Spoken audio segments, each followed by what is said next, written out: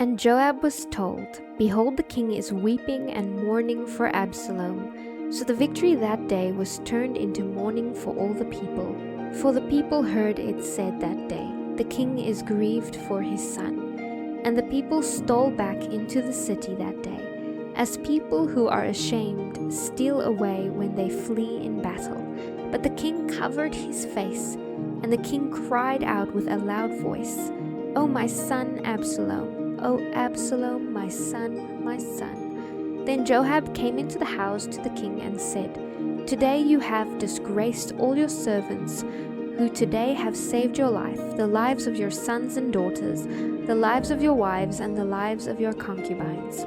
In that you love your enemies and hate your friends. For you have declared today that you regard neither princes nor servants. For today I perceive that if Absalom had lived, and all of us had died today, then it would have pleased you well. Now therefore arise, go out, and speak comfort to the servants. For I swear by the Lord, if you do not go out, not one will stay with you this night, and that will be worse for you than all the evil that has befallen you from your youth until now. Then the king arose and sat in the gate, and they told all the people, saying, There is the king sitting in the gate. So all the people came before the king, for everyone of Israel had fled to his tent.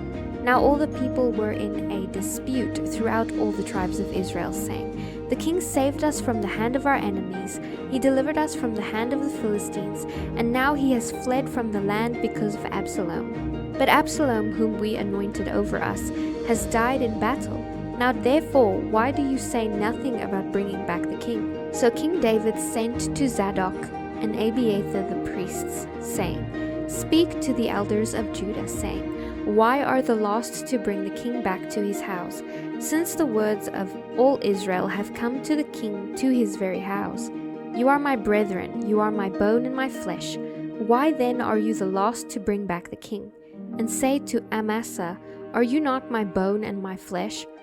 God, do so to me and more also, if you are not commander of the army before me continually in the place of Joab. So he swayed the hearts of all the men of Judah, just as the heart of one man, so that they sent this word to the king, Return, you and all your servants.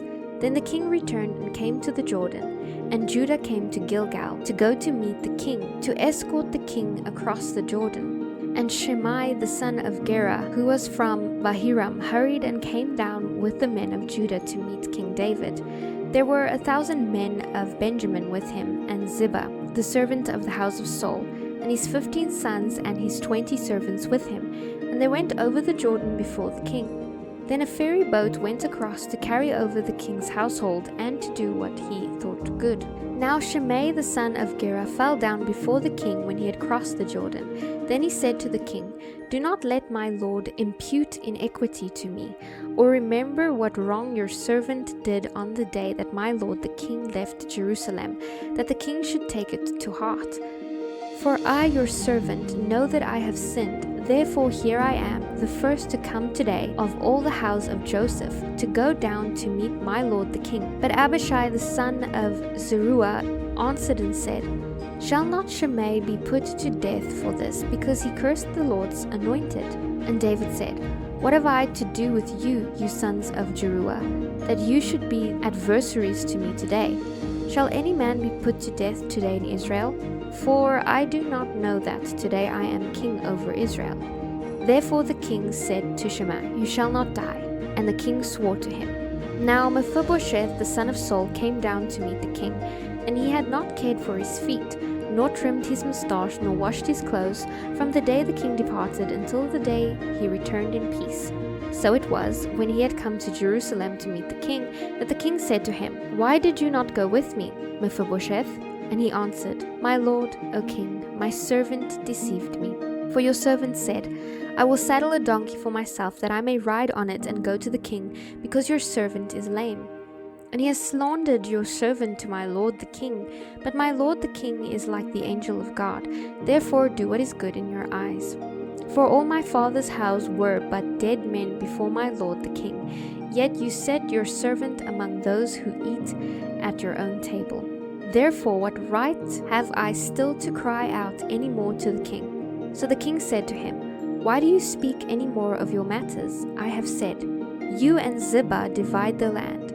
Then Mephibosheth said to the king, "Rather let him take it all, in as much as my lord the king has come back in peace to his own house." And Barzillai the Gileadite came down from Rogelim and went across the Jordan with the king to escort him across the Jordan. Now Barzillai was a very aged man, 80 years old, and he had provided the king with supplies while he stayed at Mahanaim, for he was a very rich man.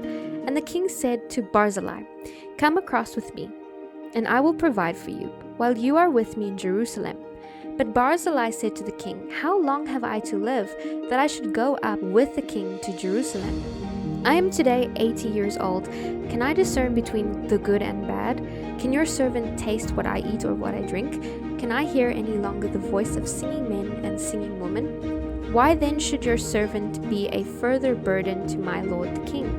Your servant will go a little way across the Jordan with the king, and why should the king repay me with such a reward? Please, let your servant turn back again, that I may die in my own city, near the grave of my father and mother.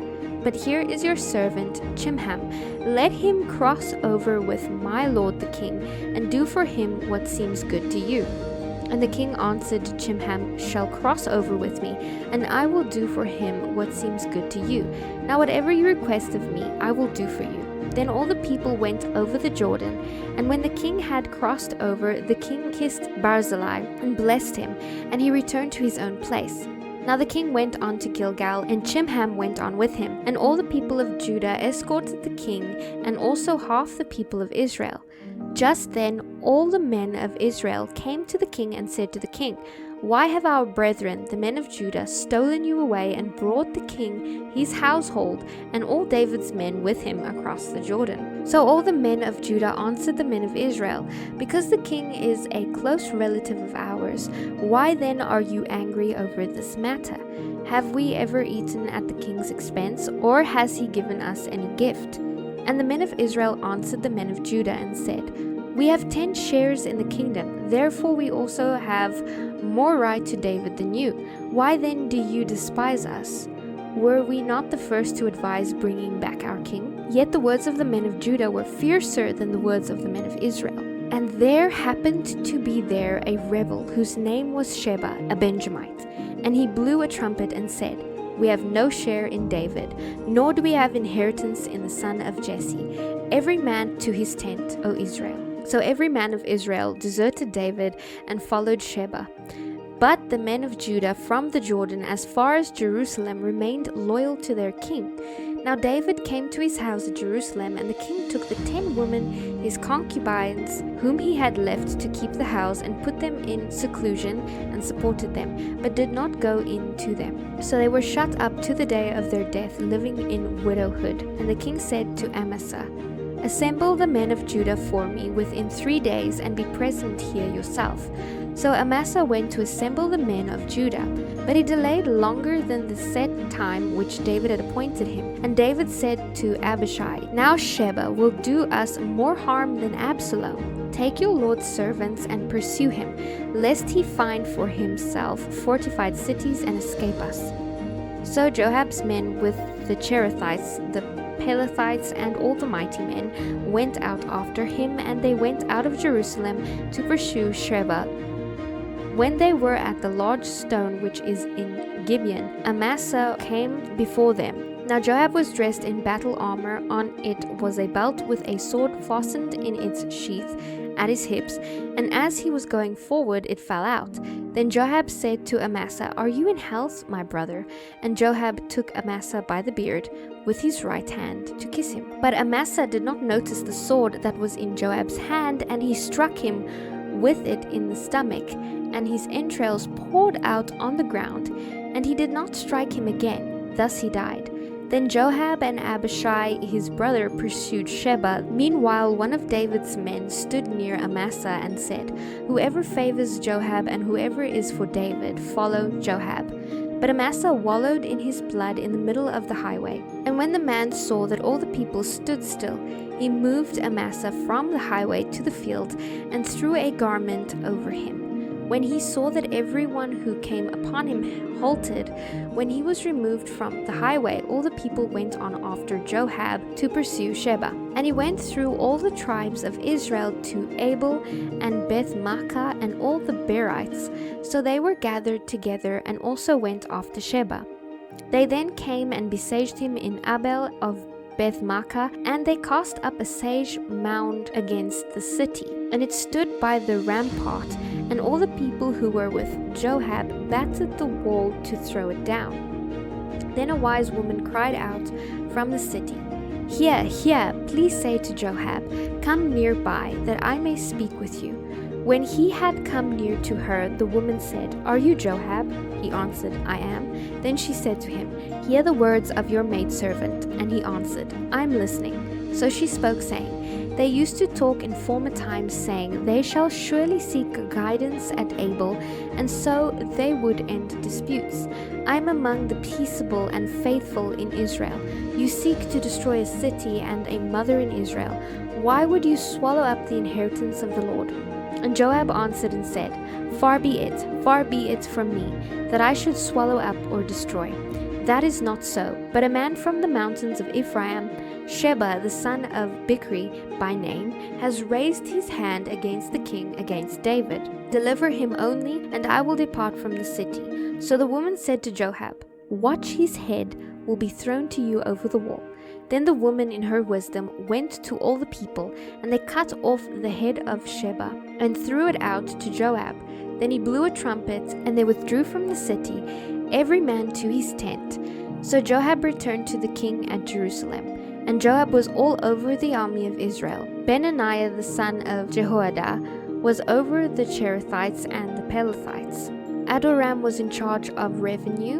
Jehoshaphat was recorder. Sheva was scribe. Zadok and Abiathar were the priests. And Ira the Jairite was a chief minister under David.